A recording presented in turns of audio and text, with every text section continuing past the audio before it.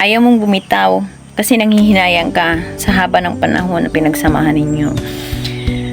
Kahit puro sakit na, 'di ba? Kasi ayaw mo nga bumitaw eh. Pero hindi mo ba naisip na ikaw yung kawawa? Kasi habang ayaw mong bumitaw, mas lalong nadadagdagan yung sakit, 'di ba? Yung inaantay na lang niya na ikaw yung kusang bumitaw. Yung online siya, pero hindi naman ikaw yung kachat niya. Kasi masaya na siya doon sa bilang account niya or sa kabilang tao o sa kabilang mundo na nagpapasaya sa kanya. So pagka ganyan na yung nangyayari sa relasyon, bitaw ka na. Huwag mo nang hayaan na maubos pa yung respeto mo sa sarili mo. Magtira ka. Ako sa dami-dami nang nananakit sa akin. Diyos ko, hindi ko kayo panghihinayangan. Promise. Tsaka never akong iiyak talaga. Kasi alam niyo kung bakit. Hindi mo dapat iyakan yung isang tao na hindi mo naman deserve. Kasi kung talagang mahal ka ng isang tao, hindi ka paiiyakin yan. Tanda mo yan. Never kang paiiyakin yan.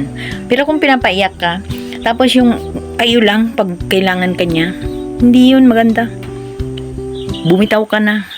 Kahit mahulog ka pa. O, diba? Yung nahulog ka, tapos napulot ka ng maling tao, madala ka na. Kaya ako,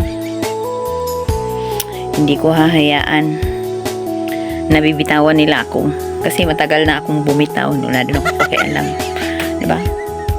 So, sa pag-ibig talaga, nandun na tayo yung pagiging martir. Hindi mo maiwasan yan. Kasi pag mahal mo yung isang tao, lahat ng kamalian niya, lahat ng kulang niya, kaya mong tanggapin yun eh. Pero hindi para hanapin mo sa iba yung pagkukulang niya. Diba? Kasi kadalasan sa ganun sa isang relasyon eh. Bigla lang nawawala. O kasi ganito, kulang ka sa time sa akin. Huwag mong hanapin sa iba. Kung kulang siya sa time sa'yo, punan mo. Pero kung hindi na kaya, bumitaw ka na. Ako na yung nagsasabi sa'yo, hindi na kailangang ipagpatuloy mo pa kung sira na. Yung mga ganun. Kasi kung talagang mahal mo yung isang tao, kahit anong busy pa yan, gagawa ng paraan yan. Pagising sa umaga, i-greet ka ng good morning yan. Pero pagising niya, online siya, tapos nag-aantay ka. O ikaw naman siya, assuming, nag-aantay ka na i-chat ka niya, tapos hindi naman. Hanggang sa nag-offline na lang siya, wala mo lang chat. O i-block mo na, oy.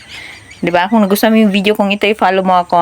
Sa pag-ibig, maging wais ka, wag iyak-iyak dyan.